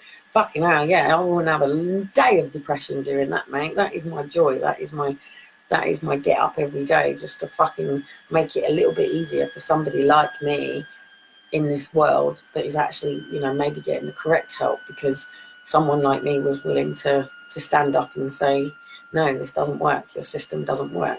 Every mental health system that you have right now doesn't work. In fact, if you actually read of any success stories of any person who actually have overcome stuff, they've done it through the love of Jesus Christ, mate, and they'll talk about it. Look at Brad Pitt, yeah, even Brad Pitt has just battled alcohol, and he will tell you the truth. He battled and won because he came to the Lord. The reason that I cope is because the Lord is strapped to my back on a daily basis, and I wear him in my heart. We have our battles, we go through what we do, but there are times when I get so low and I just go, Lord, I cannot cope with this right now. I don't ever ask for strength, because he gives me situations to be stronger for, and I don't ask for patience because he sends me cunts to make me patient. I just say that right now, right here, I give it up to you. I feel sad, I feel lonely, I feel isolated, I feel alienated. Social media gives me a connection, but actually it aggravates me quite a lot, really. You know, I really am trying to get some space in my life right now to try to get my life in order, and it's quite difficult. But if it wasn't for Crackback, then I would have probably have gone to sleep with my boys. I thought, fuck it, no, I'm going to get up and do live. But literally, I had Elijah and he was feeding on one side in Shiloh, and I just literally thought, oh, fuck it, I'll go to sleep with the boys, and we'll get up and we'll lay here, and then the boys will play, and then we might actually get ourselves over to the park. And I can cope with them over there. They don't mind. The mums over there don't mind. I just say, look, it's depressed. They know the difference. There's Kelly who comes in with her headphones on. And in fact, one of my headphones is actually broken, and it's really annoying me. And even Graham has been here today, and I've just sort of shut the door and he's going, you're going back to bed today? You're going to waste another day today? Come on, we've got a film to make. And I sort of go, Graham, I need to get on with it. You wasted my time. We need to get stuff done. You know, you need to realise that this is my battle. I'm here for everybody else, but this is my battle. It's time for me to say people, hey, that strong woman that you see, that one that's out there who's doing what she's doing, she's got a fucking battle to bear. She's going through it, mate. And I think Dean has never understood something with me, and I tried to explain it to him today. Once he's been at home for about 3 or 4 days, I find it really difficult because I just want to flag and I just want to go back to bed and I want to deal with my depression. But what people do is they think you're lazy, they think you're this, so you have to keep it going. And once Dean goes, I just go, and that's it. And I have about 2 or 3 days where I just completely just rest that complete exhaustion. Yes, I go out, you see me out and about with the kids. It's winter, it's fucking freezing out there. Yes, I'll wrap up my kids and take them out. Yes, my kids need to do stuff. It's having them things that keep me going. Taking Aaron and Faith away from me is what could have potentially have killed me. And I'm still here and I'm still going and I'm still dealing with it. It's different with overcoming sexual abuse. Sexual abuse you can overcome. Trauma you can overcome. The death of someone you can overcome. The breakdown of a relationship you can overcome. You can rebuild your life over a collapse of your life. But having a child in the world out there that you can't get to on a daily basis is a horrible thing to deal with every day. And people want me to move on with the 2 boys and Dean, and that's lovely and great. But then they expect me to alienate Liam and Daniel as well. And Liam and Daniel haven't done anything wrong. They've lost their brothers and sisters too. And, you know, my son is struggling, and he actually probably may even talk out today with his battles. He's got some major battles going on. He really, really is struggling. He's struggling with the fact that, you know, not only has he lost his brother and sister, he's lost his entire life, and he's lost his mum too. I'm not the same mum. I never will be the same mum, and he's lost me. And then, of course, he's had hope in having his own family, and then she's walked in with a new fucking boyfriend and kicked him out, and he's not there with his son. So that, again, is causing, and he's building a new life down here.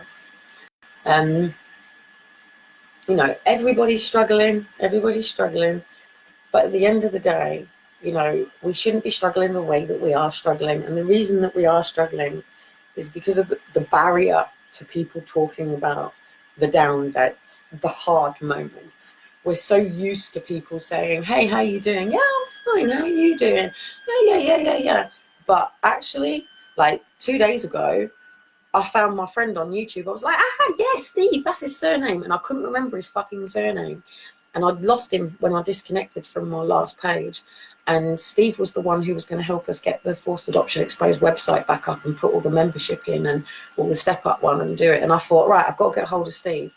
And I went over and I found his page on Crackbook, put in Steve Fooley, and all of a sudden it's got in remembrance written at the top. Well, I'm going through this page and I'm looking for, I'm sorry to tell you that Steve's dead. Nothing like that on it. Wow.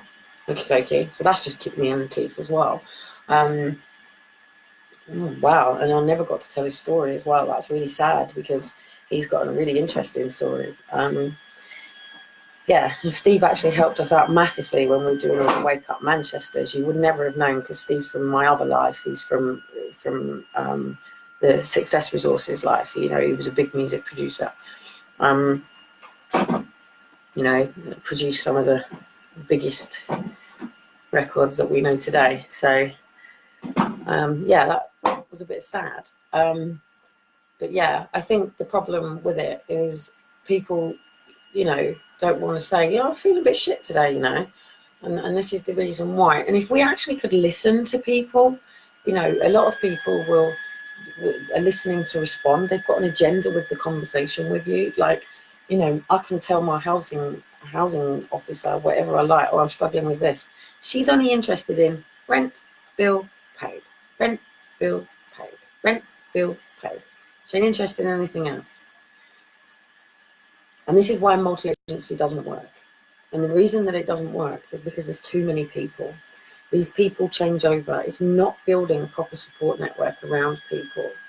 And what it's doing is there's no trust from the beginning.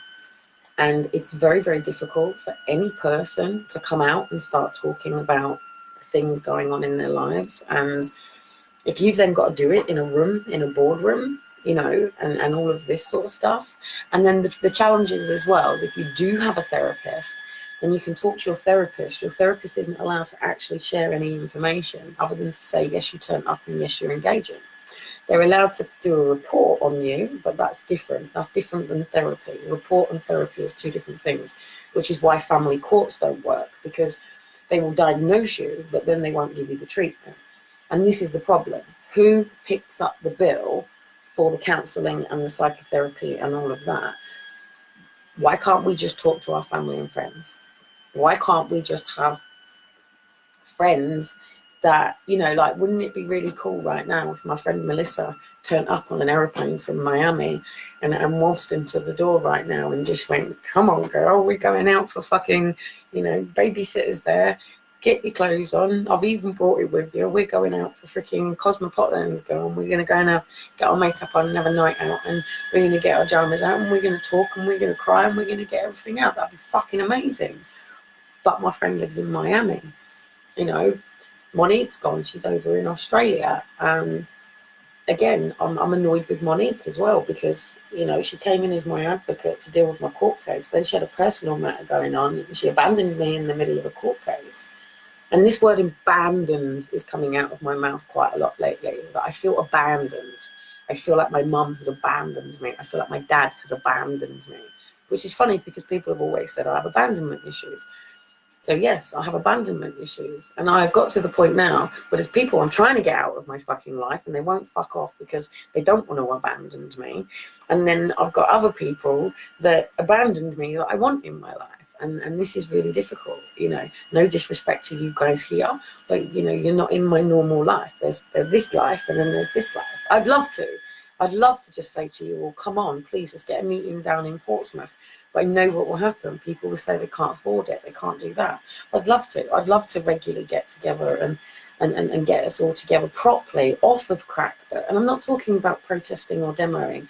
I'm just talking about the opportunity for us to sit down and have a drink together. I was going to say coffee, but you know how I feel about coffee, and you know, actually socialize with each other and be able to pour our hearts out with each other. But also sometimes it just gives you, you know, a moment to be able to go, I've got something to look forward to because I know that I'm going to be able to go to this space and talk to these people and dump my shit, and then I can go back and get on with my life, and I know I can come to this place and dump my shit. Do you know what I mean?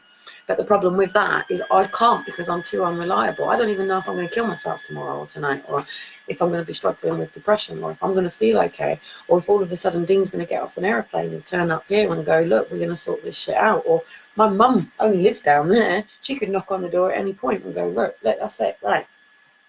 You know, but, you know, when you're in a mess and things are in a mess, sometimes you like to tidy it up before they come, do you know what I mean? So then people never see the severity of the problem. And women do that are in relationship as well. You know, they'll have chaos going on all day, and then all of a sudden the fella's expected through the door, and all of a sudden everything's ship-shape, the flower's out of her hair, she's immaculate done, and the men never see this. Because they just see the mum who's got everything ready for him coming home from work, which is the wife's duty to do so. In fact, there's an absolute brilliant post where the man thinks his wife's been murdered because he comes in and he thinks there's been this absolute burglary, and he finds mum upstairs sitting there reading a book. She's like, I had a day off. You said I don't do anything, so I didn't do anything today. And actually the man got to see the reality of what the woman was dealing with two little ones walking around all day. In fact, shall I show you? Shall I show you my kids? My kids have decided to empty two of the toy boxes, and they've been eating some muesli. So yeah, there you go. You know, so I can it will get tidied up. I have a routine for doing this stuff, and I let them get on with it because I was watching some mental health videos and I thought, all right, just let them get them bits out, because the quicker they get it out the toy box, the quicker I can put back now where things go and what they go, and I'll just throw a Hoover around. It's not a problem. It's a problem if somebody knocks on my door right now, but there's nobody knocking on my door. And if Graham comes in, Graham's got used to this. Graham can't judge me, mate. The man turns up covered in urine and pissed out of his head. So, you know, you can't judge me. Homeless people can't judge me right now. Their lives are not in order. Now, if one of my suburban mothers wanted to turn up right now, in fact, I wouldn't even want them to know where I live. I wouldn't even want them to see the hallway they've got walked through. I did hear the Hoover go on earlier on. It was fantastic. But yeah, I wouldn't want any of my suburban mamas to turn up here. That's like crazy. Um, so yeah, you know, we've got to break the stigma, and we've got to break the stigma in a way that it shouldn't be about mental health. Mind, mind over matter, yes, you know, we have to have mind over matter. There is a battlefield, whether you accept it or know it. There is a spiritual battle, whether you want to make it a truth or not. And the way that I'll show you is there will be a loud and there'll be a whisper. The Lord will whisper, the devil will shout. The Lord will whisper, the devil will shout. The Lord will whisper, the devil will shout. The Lord will whisper, the devil will shout. And it's two very, very different noises. And then you have a positive, negative going on as well. And whether you accept it or not, they can go, oh, she's got voices in her head. We all have voices in our head. It's not schizophrenia. It's completely fucking normal. But what we have to do is come down into our heart.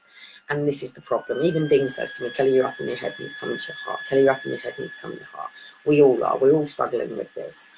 And I'm not there yet. So I can't tell you how it feels once I come back into my heart, because my heart has been quite choked up for many years right now, and it gets really difficult. And it's one of them really horrible screams as well, because when my chest goes, when my heart goes and it's breaking, and you know, I'm having to accept the chances that I may have to, you know, me and Dean might be together for the rest of our lives. It's like a roller coaster. We have some bad moments together. We have some good moments together. We have some amazing together tomorrow. It might come to an end tomorrow permanently. I might walk down and see Dean in Spain with some other woman. I don't know. And it's that uncertainty that can cause problems, because it can make it very difficult for people to live. Some people don't think this way because they're too busy getting up, going to work to pay their bills, and they're in that cycle and exhaustion. They get up and they go for it again. And it can prevent people from actually falling into that thing. Being in the benefit system is the worst thing ever. I mean, it's horrible, because what it does is it takes away your purpose. And this is why it's really important that if you are in the benefit system now, then take that time to use it as rehabilitation. Take that time to work and get out of your own way. Go and connect to, you know, startup and stuff. I've got no problems with them ripping me off. It's called Startup Britain. Go and have a little work with them, you know, and build that. Start from somewhere, because otherwise you're just going to fall into a zombie of watching T4 and your little runs of whatever it is, and allow for government to keep paying them bills. You know, to actually get out there and be of service is what actually helps people.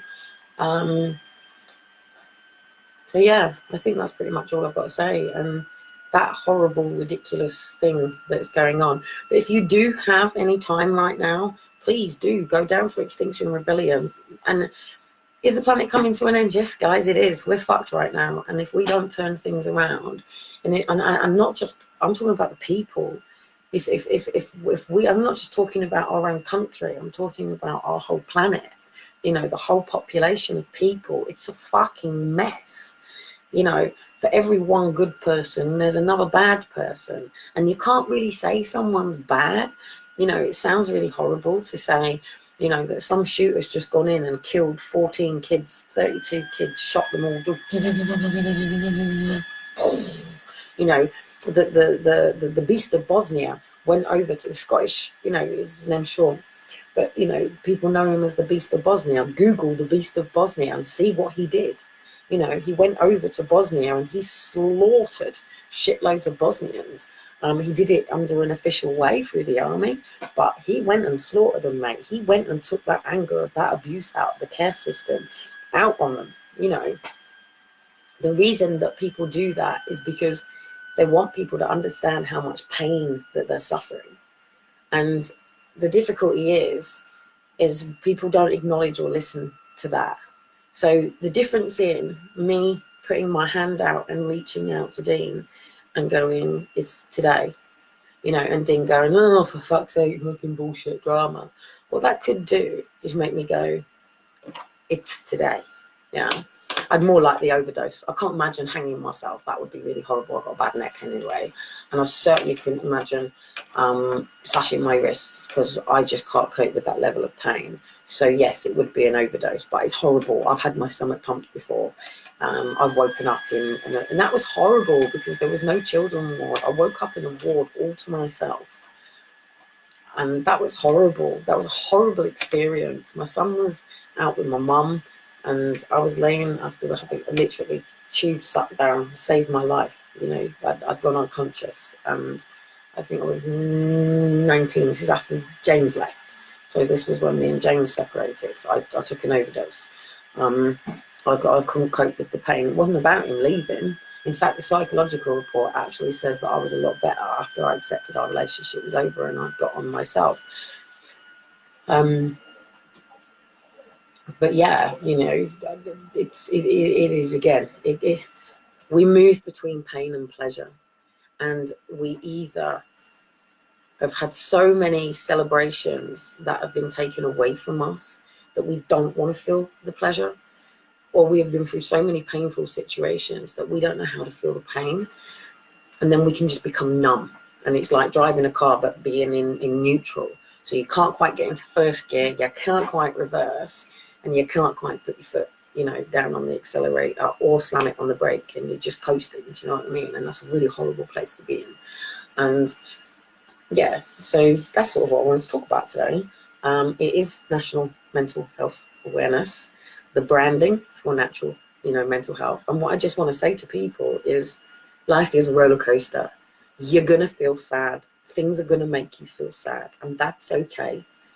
And you're going to feel happy, and things are going to anger you, and things are going to frustrate you, and people are going to piss you off, and people are going to disappoint you, and people are going to alienate you and not invite you to something that you wanted to go to, and people are going to miss you out at particular points and not think about you. You know, one of my mums got married the other day. Do you know what? I didn't even know anything about it. That mum wouldn't even have her kids if it wasn't for me. Yeah, that hurts me, because you know, so fuck it. And it makes me feel, fuck you then. So I have to be with you for all your shit, but then you don't want to help me with your successes. So fuck you. You know, so, and I get it, it's fine, it's not a problem, but it can cause them frictions in your emotions.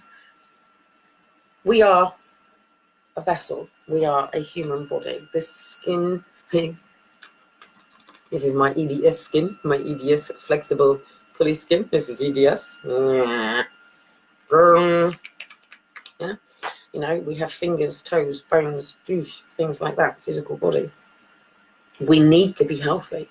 You know, if our physical bodies are not MOTs and not healthy, it makes life very difficult because you can't move in the way that you need to move in. But that comes with getting this right. And if we don't get our mind straight and our heart straight, you know, they talk about mental health, but mental health comes from a broken heart. This is the problem. When the heart breaks, this... So it's about getting us back in here. And that's the journey that I'm on. So you can join me each day, you know, as I try to get back into my heart, get out of my head, and get my life back together as well, and take it step by step, day by day. I don't know what an hour is going to bring. I don't know what's going to happen in 2 minutes.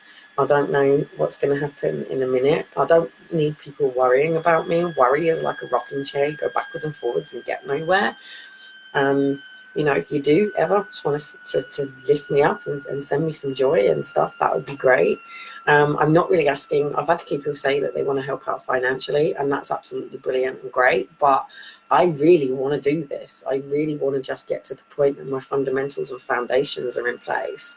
And I can start doing, you know, chargeable workshops and seminars and events. You know, I would rather work for free, and that would be great. And maybe I can just have products instead. And I don't know. And I will, you know, I will find a way about it. If it is paid, you're not going to pay anything more than about 20 quid. Do you know what I mean? As long as the room hire cover is covered, I'm not bothered. If people want to buy my book, that's different. And I think that's how I'm going to do it. I'm just going to use my book, the sales of my book, and then use my book money to basically help people. You know, so I can pay for the petrol to go and move Graham. I'd love to get a van to go and move him and help out. And, you know, I'd love to be able to help with the lady that was crying last night getting out of the taxi. But that's why I designed Step Up Britain, because I wanted all these tools and all these things to be available to everybody, because I can't be with everybody. And now what they've done is they've now taken me from being a very stable and healthy person who could have ran Step Up Britain to now being somebody who needs to step up herself as well. And I do. But that, you know, then at the end of the day, was that deliberate? You know, if you give someone mental health, then you take away. I just want to say to Claire, by the way, I'm so sorry to hear about your dad. And, you know, and you've probably really got some struggles going on yourself today. So, you know, I just wanted to say, like, I'm so sorry. Shit, I know, but, you know, this is why we have to have support systems, because otherwise what happens is people just end up dealing with things alone.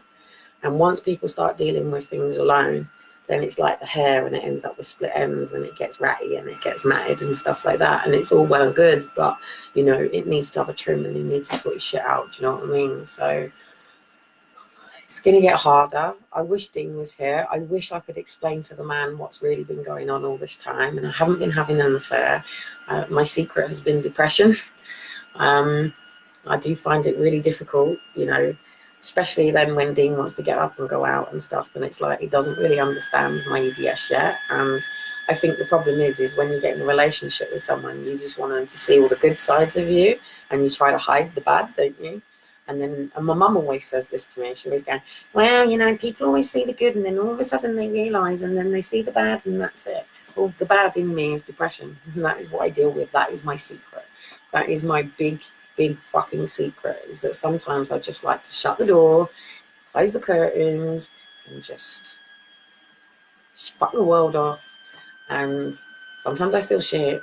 Sometimes, but I'll tell you what I do though, is I watch really good videos. And I watch my Christian movies, and I fill my soul with good, nourishing gratitude. And I'll spend time, you know, working it out and processing it. And I said I wanted to get to two cores, my core problem and the core of Britain. And I have a feeling that these are going to be in polarity. And when I've written my core out, then hopefully there'll be a lot of people who've been with me too, that, you know, if you can do it faster than me, brilliant. If you can share information that helps you, fucking brilliant. But I would say to people, if you are free right now, go down. I'm even thinking of going down myself, down to Exile. There's a lot of parents down there at the moment. So I am thinking of, I haven't got any petrol money at the moment, and it's Graham's birthday tomorrow. And I need to try and suss out and make some money for his birthday tomorrow. In fact, I have no milk, no petrol, no things. So in fact, I've got two nappies left as well. So it's one of them days. So I can't bury my head in the sand much longer. But the problem is I'm all ready to do all the sales stuff, and now my fucking phone's down. So now I can't take the photographs and put them up on MarketSpace, which is a right fucker. But it might mean I'm going to have to go and sit outside and put them out for sale out there. But it's really annoying. And this is why I end up triggering off, because I literally got all of that stuff moved yesterday to go up today to Graham's to take the photographs of everything that was going up for sale. And literally last night I came in here, I dropped my phone. You know, I've got a lad that I can take it down to, and he can tell me whether it's dead or something's just moved into it. But, you know, they're probably 49 fucking quid. So, yeah, that's the way it is. And it is. It's 2 steps forwards, 10 back, 9 back, 10 forwards. You know, it's just the way it is. But the difficulty, you know, I'm not where I want to be. That's the challenge. I'm not where I want to be. This is not my home. This is not my life. This is not. Yes, I can be. Yes, I'm grateful. Of course, I'm grateful. I'm grateful to have a roof over my head. But this is no. Me in a tower block? No. Me in this environment? No. Other people might be okay about it. Other people might think, yes, this is all that they're worth and this is all they can do.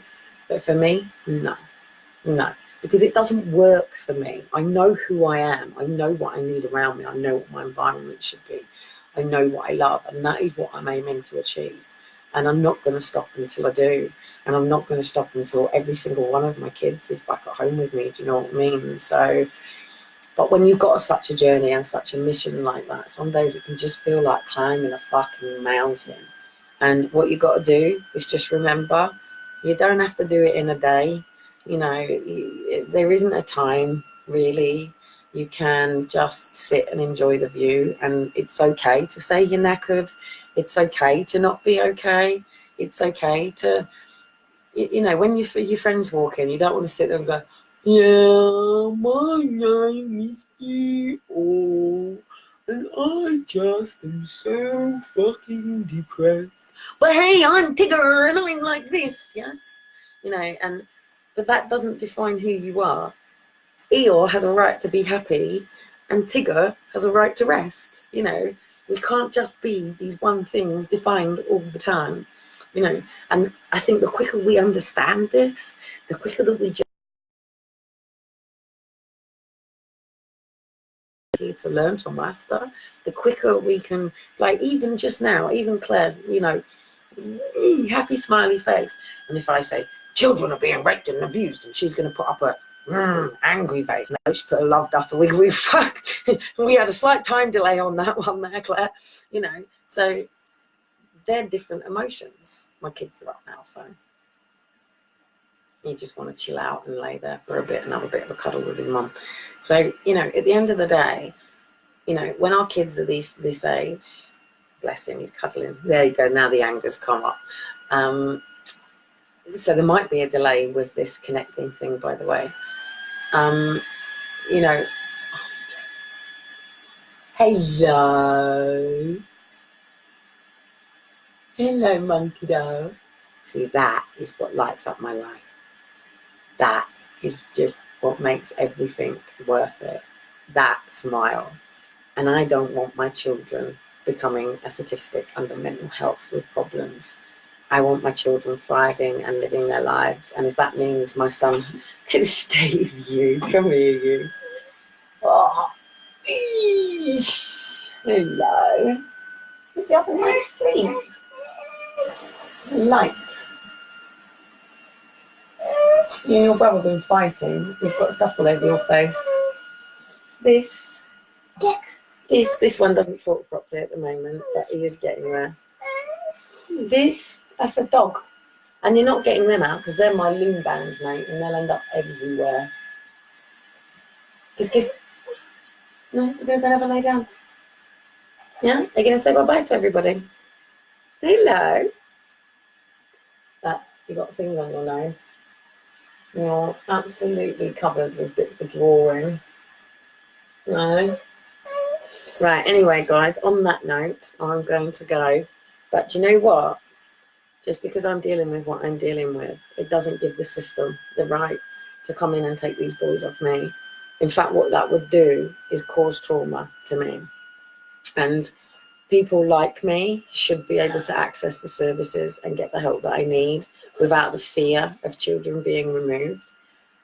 And if you do know the mum that I'm talking about, because you can't share a post, they're not for share, and it's all quite locked down, so unless you're a friend with hers, you won't see it. She's basically she's approved and done everything, but they're still not letting her have this baby back because they're basically saying some point in the future, she might go back to her old behaviours. So what? We should live in a country and in a world and in a family unit where it's okay to turn around to your family and go, I'm having a bad day today, because people won't get so locked into it. People wouldn't struggle for so long. People wouldn't have to hide it for so long. People wouldn't fall into the world's worst places. We could catch people, you know, before it gets to a bad point. Do you know what I mean? And if we didn't just have this branding about mental health, I guarantee you, the royals, yeah, I guarantee you that when William and Harry, when their mum died, they cried. They suffered. They asked for proper family time to be able to grieve. When it comes to their mum stuff, they cry. They grieve. Did you know the Queen shits? She does. She pulls down her pants, she sits on a toilet, and she poos from her bottom, and she wheezes from her vagina. And did you know sometimes she gets really ill that she vomits and she's sick? This is true. This is not a conspiracy. It really actually happens. She really actually sits on a toilet and poos and wheezes just like everybody else. And some days, the royal way, she doesn't want to do this. Some days she can't be asked. Some days she just wants to go to bed. And that's okay too. Do you know that? Not everybody wants to get up and go to work. Everybody has shit days. Sometimes just shit weather can do that. And that's where I come in, because yeah, shit weather, I come.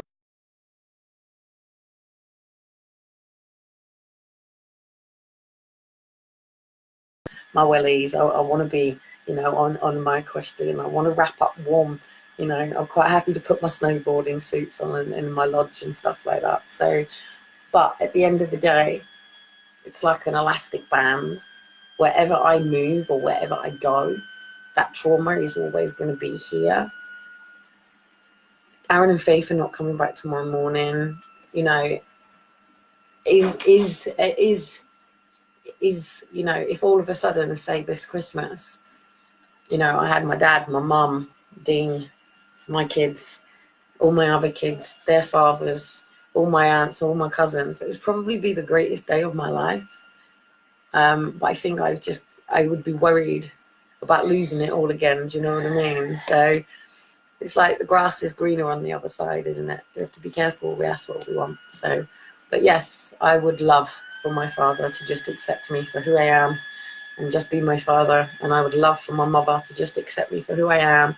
And yes, it might mean that she pays for me to go and get my hair cut. Not that I need that right now, because I have a son who's a hairdresser.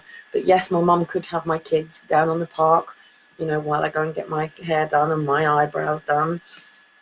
And what, you know, I want to go to work. So why can't my mum say, right, we're going shopping today? Because that's what mums do. You know, and actually she should be the one going, right, come on, we're going to the gym.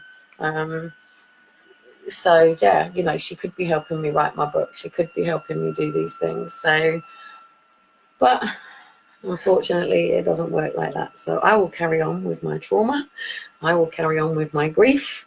I will carry on feeling alienated and abandoned and lost, and I will pick it up and I will strap it to my back and I'll give it up to the Lord, and I will just deal with the life that I do have and make the best from a bad situation. And maybe a mother figure or a father figure may come into my life, and I might have that role model to support me through this time, but it still won't be my mum and my dad.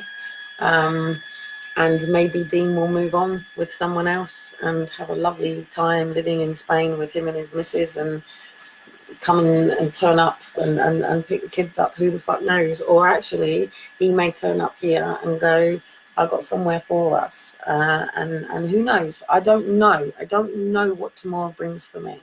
I could get my eviction notice tomorrow because I didn't clear my bill 5 days ago, which I'm waiting, and I haven't had a chance to send a letter. I still don't have Word document, you know, and every time I do get my equipment working, it goes down in some other way. So, and I really just have struggled since I wasn't expecting Aaron and Faith's letter to come through. That has completely just rocked me and thrown me. So yeah, so that is part of my journey and story with depression. But what I will say to you is, if you are dealing like me behind closed doors, if you're struggling behind closed doors, if you're going and laying down on your bed or your sofa and you're struggling, I can't be the person to help you, I'm afraid, because I got to go through my own stuff. But please, you know, go and get Tony Robbins is brilliant, by the way. I don't give a shit what people say, but Google his videos. I do prefer Christian all the way. So, you know, put in what's his name? Peterson. Jordan Peterson. Put in Jordan Peterson and put in depression, and you know, and study these people that have overcome and come through things, and you know, inspire yourself. I really just need help. It's as simple as that. I could just do with someone coming and spending a couple of days with me with the intentions of not actually talking to me, but actually giving me a hand. But on that note, Elijah's now waking up and he will just want to lay with me for a bit. Hello, darling. You okay? I'm on a live. I'm just going to finish and come over with you, yeah? You can have a cuddle? We're going to chill out for a bit and go over to the park for 4 o'clock. I wasn't going to go to the park today, but these boys really do need to get out for a bit. So I'm going to get myself ready for 4 o'clock, go over to the park and let these guys get out. We did go out for a bit earlier on, but what I do is I tend to, before the kids have a sleep, I tend to just let them run around, but I don't put our shoes on so they come in. But they did, they quickly went on the park and stuff. So you're jumping down. If it got to the point where I couldn't take care of my kids, then I would have to say to Dean, you got to come here. But he wouldn't come here and just be supportive of me. He would want me to leave and have the kids. So I don't know. But anyway, guys, whatever today may bring, it's what you focus on. So I hope to God that you get your vision and you get your end result and you have something to focus on.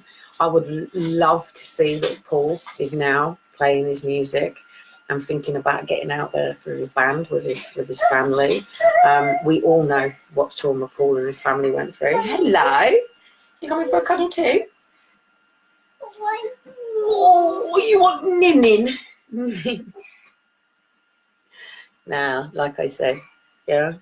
So if you do have children out there, and please educate these services. They don't get it. They don't get it. And actually, some of them are struggling with depression behind closed doors. You know, if you're a social worker and you're dealing with kids that are abused, it's going to cause you trauma. There are police officers struggling with the level of trauma. You know, we're all struggling. Like I said, a social worker shits on a toilet and wheezes. A police officer shits on a toilet and wheezes. Sorry, poos or tomtits. Excretes, it's bowel motions. My children poo. I poo. You know, you poo. We all do. We all have to get the shit out at some point. Do you know what I mean? So let's not have constipation for much longer, all right? It's cool. It's fine. We can get the shit out and we can get rid of that achy tummy and things. So there's no point having it stuck inside you. Do you know what I mean? So if you do struggle and you do have some problems, post it down here. Get the shit out, basically. And that is my theme for this week. Get the shit out. We all shit. We all have shit.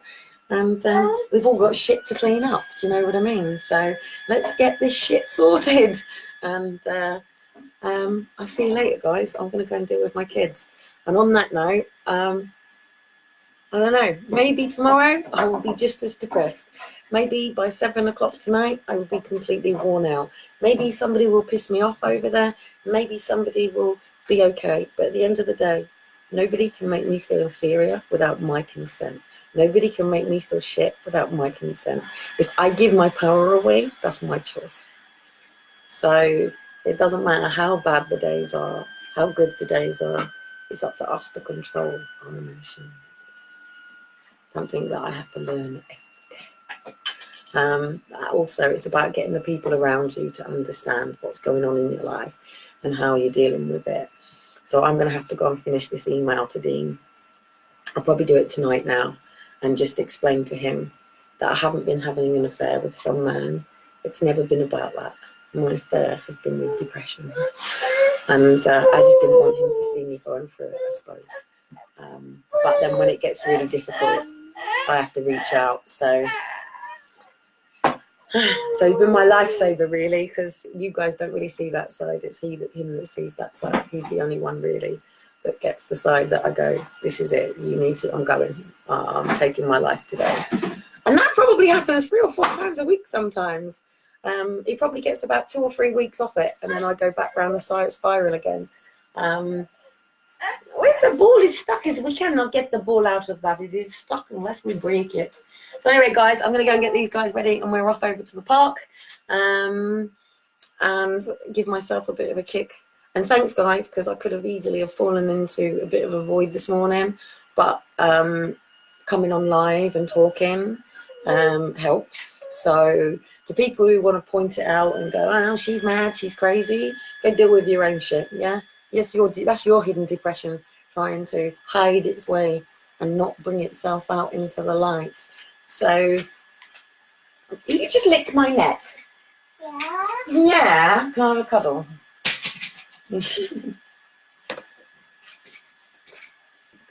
Don't raise kids that have to grow up dealing with trauma, guys. Seriously, don't F these kids up. You know, our kids deserve a future. Our kids deserve to be happy. And, you know, even when they have bad days, they deserve to know it's okay. It's good. It's fine. And they can come and have cuddles. And it's okay. And they can have love.